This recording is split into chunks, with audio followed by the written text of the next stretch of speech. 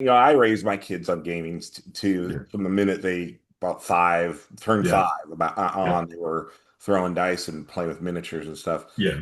My daughter's in the military, and Is she in the Navy? Is that right? she's in the Air Force. Air Force, Air Force. Yeah, and she's been moved around a bit, so that has made it difficult for her to Mhm. land in a gaming group. Yeah. Um, and it got me really thinking about like soldiers on deployment. Is gaming real common in those circumstances? Because Oh yeah. I know like they're limited on the amount of stuff that they can take with them. So True. I was also wondering if there are charities that or individuals that supply gaming materials because they can't necessarily transport a whole bunch of books around or anything. Yeah.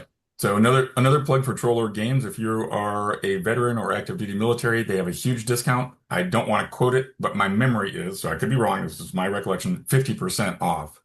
But it's sizable, whatever it is. And if you're deployed, I bet they will just send you stuff, right, to help you. And there's probably other companies that will do that as well.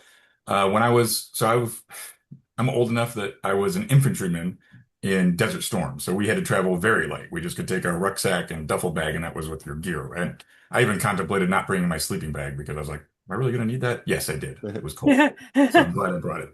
But I was also like 19 or 20 or something. I was 19, so I was dumb, right? Oh, just travel light, sleep at night, or freeze at night. I was like, no, no. 50-year-old me is now like, oh, that just sounds awful. Anyway, so we couldn't bring any of our D&D stuff, but we did manage to get from a like a tent, like a PX post exchange in a tent, thing where they had some dice uh, and six-siders, and so I just took a little notebook out, one of those little green small notebooks, and I made up we were all gangsters in the inner city, and I just we made up various attributes and skills. It was a terrible design. It was awful, but we had fun and we played that. And my friend Todd Emerson was a very good artist, and so he made a board game. He just drew like this beautiful board, and then we would move around and do whatever it was, and so we found ways to entertain ourselves. And then I think somebody had mailed over. They used to make little tiny, I don't know why, but little like miniature D&D books that you needed a magnifying glass to read. It was so Yeah. small. So they're smaller than the palm of my hand, or maybe the size of my palm of my hand, but they were the AD&D books. So we had those, and we would like our eyesight was good enough that we could actually read them. And so we were able to play a little D&D. And then as it progressed in the Iraq War, as we got a little bit more developed uh, infrastructure, we'd play uh, anywhere from board games to, I think my boss ran, oh my gosh, another system, kind of like GURPS, but it's not GURPS. So he ran another system and we played. It was fun. It was like kind of Star Trek based, I think, or something. It was fun. So we had a lot of fun playing games there, and yes, so gaming is very popular. Imagine that if you're stuck somewhere kind of miserable, away from it, having a way to escape and create fun stories of adventure uh, with really minimal supplies. What do you need? A couple books and some dice. It's Yeah. pretty minimal. I I know would miniature imagine too. painting is also huge in the veteran community. I know a fair amount of miniature painters that took their time and served overseas somewhere, and it helps them focus on something else and kind of work through things. Absolutely. Yeah,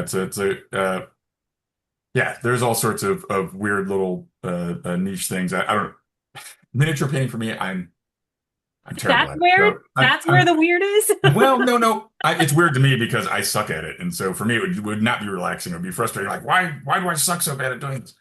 But what I was thinking is I was at a military conference, planning for a big training exercise, and I was chatting with a guy, and he's like, "Yeah, my sideline is making gear, like, uh, you know, LBE and all the various, Geardo stuff for Legos.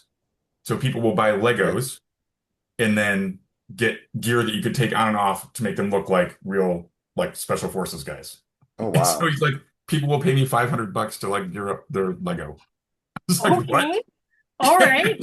It's like, I'm in the wrong business. That's The it didn't Lego work though. business is booming still. Yeah. Yeah, Yeah. and I guess he has a backlog. He had a backlog of work. He's like, yeah, as much as I can do, that people are doing. I'm like, wow, I have no idea this was even a thing. Right? Uh, yeah, so there's lots of weird stuff out in the world, and but boy, do I appreciate people who can paint miniatures because A, not my strength, And some of them are just incredibly beautiful. When I first started, I'm colorblind, bad colorblind, and I I was terrible. But to me, it didn't bother me that my stuff looked terrible because it was just very relaxing to me. And over time, I'm passable. But Okay. I find like, for me, it's like it's a very, like I said, relaxing thing. It helps me center as I'm focused on this little tiny thing. I've got these giant head glasses on so I can at least see 2020. But the the we talked earlier about how beneficial gaming can be just to, Yes. socialize or whatnot. But one of the things my daughter often talks about, are people that have gone through traumatic experiences, stuff, and have you seen how gaming can help those individuals as well? Yeah, not so much from like firsthand experience. Again, I'm not I'm not a counselor or a trained psychologist but I have spoken to and they've come to GaryCon and given talks on it. And so through them, for the folks who are doing it, I've learned certainly through Wounded Warrior, who has who uses role-playing games, whether it's Dungeons and Dragons or others, to assist some folks with PTSD. And it is beneficial because it's a safe environment, right? Obviously, there's no harm that can actually come to you in the game. And as counselors, they can design scenarios where the characters get to enter into situations that might, make the veteran or the person with PTSD, that might make them uncomfortable, right? But they're going to learn how to work through it in that environment, in this kind of safe, pretend environment, right?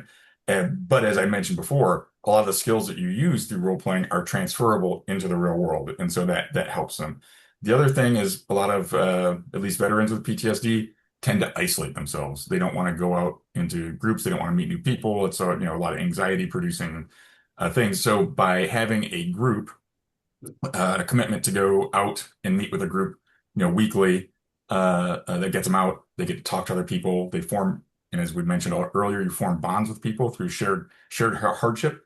Although it's all pretend, none of us are really dodging, dragon breath and that sort of thing, or throwing spells.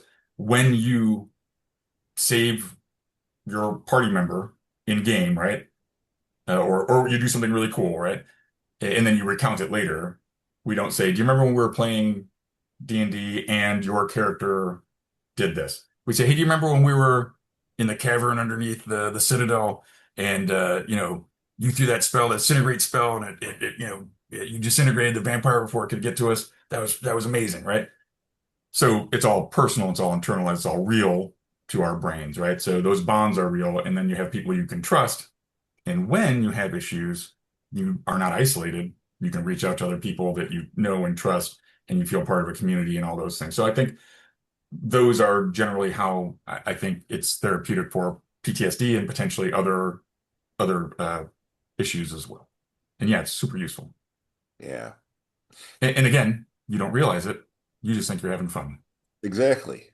And it's like you said, it's all in a safe and environment where nothing really can go wrong. Yep. Um, you Yeah, you know, can make a mistake. You can do whatever, your character can freak out and do something destructive, and yet there's really, even if you catastrophically fail, there's really nothing, yeah, There's no no real real damage is done. consequences. Yeah. And that's great. There you go. It's a consequence-free environment. You might irritate your players at the table if you mess up a scenario or something, but hey, it's not the end of the world, right? There's ways to recover from that. And obviously, with a counselor, is probably going to have some guardrails in place and that sort of stuff.